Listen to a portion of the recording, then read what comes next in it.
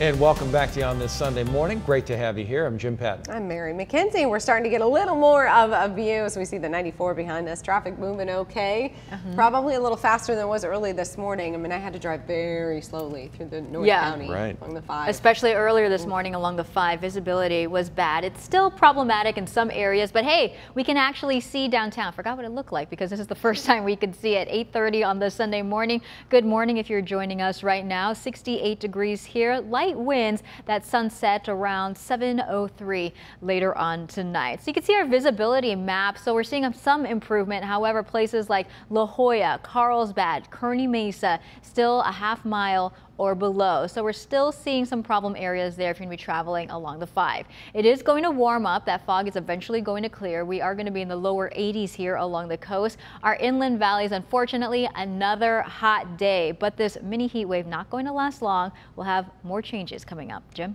All right, and we start this half of the hour with a crime alert. Police searching for a man they say attacked a woman hiking with her dog in University City.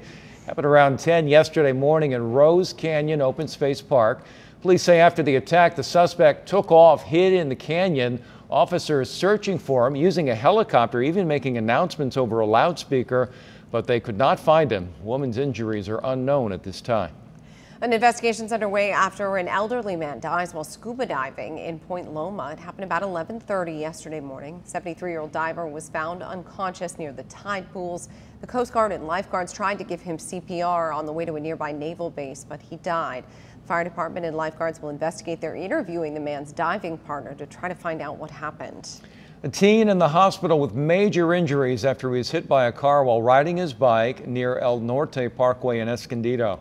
Police say the 14-year-old was hit as a driver went through the intersection last night. He was airlifted to a hospital with serious injuries. Police say he was not wearing a helmet, and they say the driver was not under the influence of alcohol or drugs at the time of the crash. Another fire has broken out in Northern California, threatening 200 homes and forcing evacuations. The Snell fire happened. It's in Napa County, certainly an area that's seen some really tough years for fires recently. It grew to 1,700 acres within just a matter of hours. Neighbors having just moments to pack up their belongings and get out.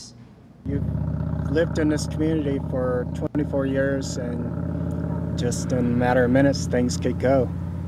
So their positions, they can be replaced. The area where the fire is burning, again, it has a long history of fire. Certainly last year was one of the toughest. Firefighters say it's especially dangerous because of just one way in and out of this community. There's no word yet on how this fire might have started. The Mendocino Complex fire, too, we want to update you on that. It started in Lake and Colusa counties back in July. Finally expected to be fully contained today. It's made up of both the ranch and river fires, which together burned more than 500,000 acres, destroyed 157 homes and more than 120 other buildings. And it is considered the largest fire in California state history. There are new details in the case of a Dallas police officer who shot one of her neighbors inside his apartment. She says she mistakenly thought that she was in her own place, and we're now learning more about that officer and the investigation as it's turned over to the Texas Rangers. ABC's Whit Johnson has more.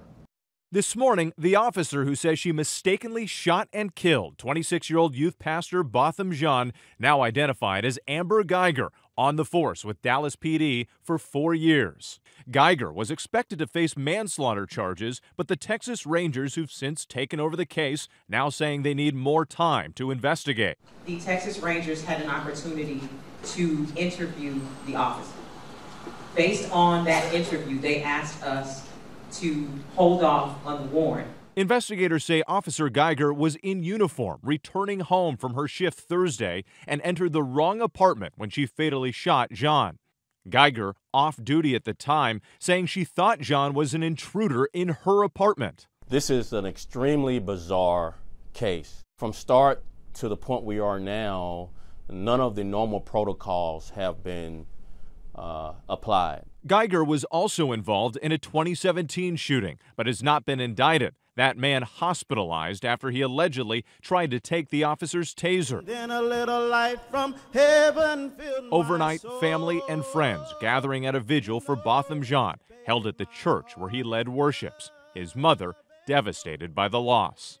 This is the worst pain any mother can feel. Right now, there is probable cause, we believe, for an arrest, and that hasn't happened. That was Whit Johnson reporting. Geiger's blood was taken to be tested for drugs and alcohol. The results have yet to be released. Tuesday marks the 17th anniversary of the terrorist attacks on 9/11 at a memorial to honor the 40 passengers and crew members who died on Flight 93 when it crashed into a field. It will be unveiled today. The memorial is called the Tower of Voices. It now sits at the Flight 93 Memorial in Shanksville, Pennsylvania. It's a 93-foot tall musical instrument with 40 chimes to honor the 40 people who were on that flight. Each chime will be tuned to a different note to symbolize each victim's unique voice. Not just an emotional memorial for those of us who have lived through it, especially those who have lost ones, but something that needs to be here to tell the story of what happened. Look forward to hearing it. Family members and friends of the victims will ring some of those chimes today during the dedication ceremony. President Trump will visit Shanksville on Tuesday and will deliver remarks at a 9/11 ceremony. Several San Diego police officers say a man attacked them after they warned him he'd be ticketed for loitering. They say the man was loitering in one of the Petco Park tailgating lots. They say when they got there, the man was upset and started fighting with them. The officers used pepper spray and a taser to stop the man, who was then taken into custody. We're told 3 officers had minor injuries and 1 did receive medical attention. Florence, again, has strengthened once more into a hurricane after sitting off the coast and losing some speed in recent days. But officials are saying this storm has the potential to be life-threatening. The governors of Virginia, North Carolina, and South Carolina have already issued states of emergency there. Officials are warning everyone to be prepared to evacuate sooner rather than later. As of right now, potential landfall looks like Thursday or Friday. Scientists say by then, Florence could be a Category 5 hurricane. The Miss America pageant is tonight. It's the first debut after changes were made to the competition. There's no longer a swimsuit competition, which has been a staple of the pageant since it began 98 years ago. It'll be replaced by an onstage interview competition instead. The change was made by the organization's new president, Gretchen Carlson, but she is now facing controversy after a former contestant accused her of bullying. The Miss America competition starts tonight at 9 on ABC 10. Happening before that, and right here at home, the 13th annual Surfathon dog surfing competition is happening in Del Mar. Yeah, 10 News reporter Nate Holmes live at Del Mar Dog Beach with all the fun that's going on this morning. Good morning. Thank you to our sponsors, Uncle Scotty's Elite House and Pet City. Good morning, guys. It is a great morning to be out here. One of the races just started and the dogs are out there on the water. Dozens of people are out here this morning at the Surfathon. Now, joining me again this morning is Fernanda. She's with the Helen Woodward Animal Center. Thank you so much for being here. Absolutely. As you can tell, there's a lot more excitement here picking up this morning. We just started our extra small dog heat, so they will be out there for 10 minutes, and these are our little guys. They are 0 to 20 pounds, and they're getting some pretty big waves to start off the day here. They really are. So just kind of go through and tell us how many races we have today and what qualifies each pup to be in that race.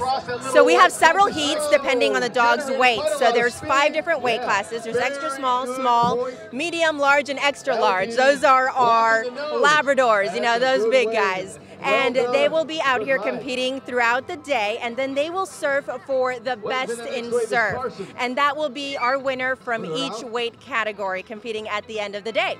So they will be crowned best of surf, and they'll get prizes and awards for that. And there will also be a freestyle competition where they can surf in tandem with their favorite canine buddies or their favorite person. Awesome. Thank you so much. And that there is going to be a contest for the best costume as well. So definitely, if you're interested, definitely want to come back out and come and take a look at these amazing pups. It's a great day. Dozens of people are out here. There's dozens of vendors out here as well. It's also a lot of fun for the entire family. In Del Mar, Nate Holmes, 10 News. Now, San Diego's most accurate forecast. 10 News Pinpoint Weather, sponsored by Mission Federal Credit Union. I would say relative to the size of the dog, huge waves, right? Yeah. Oh, yeah. That little guy on the board was pretty good surf. Well, especially when the dog is just the size of your computer screen. Yeah, exactly. It was like, hang in there, buddy. They won't need any sunscreen out there, at least. the Yeah, dogs. well, it's Nothing cloudy. else. Yeah, still cloudy where Nate is, and still cloudy here on parts of the coast. We're seeing some clearing in downtown. Not the case, though, in La Jolla. 8:39, very gray still on this Sunday morning. That dense fog advisory still in effect. You can see the visibility there in La Jolla, below half a mile. Chula Vista, a little bit of improvement there, but when you hit places like Ramona and El Cajon, right now it is crystal clear there. Our weather headlines, so that morning fog staying with us. The dense fog advisory officially expires at 9 o'clock in the morning. It is going to be cooler over the next few days, and then we are expecting some gusty winds in our mountains and deserts over the next day or so. Current temperature 65 degrees there in Carlsbad, bit warmer in Ramona at 71, 76 in Julian, and it's already warming up there in the deserts, the 80s to the lower 90s currently. Your forecast highs, it's going to be another hot one in the deserts at 108, Julian in the mid 80s, and we're going to see 90s in many of our inland spots, but don't worry, this is not going to last long. We are going to get some relief here. 7-day forecast, we're going to see the 70s once again. Tuesday into Wednesday, we're looking at 77 degrees, and then a slight warm up as we get into next weekend. Our inland valleys, those 90s disappear. We're going to be in the mid 80s by Tuesday. Lots of sunshine though over the next few days. Up in the mountains here, mid 80s today and then lower 80s through Thursday. The deserts 108. Hot. Yeah, I see all the sunshine there with no clouds around it. Lots of sunshine there in the mountains and the deserts. The mountains right now crystal clear if you are planning to head there today. Gotcha. Thank you, Mel.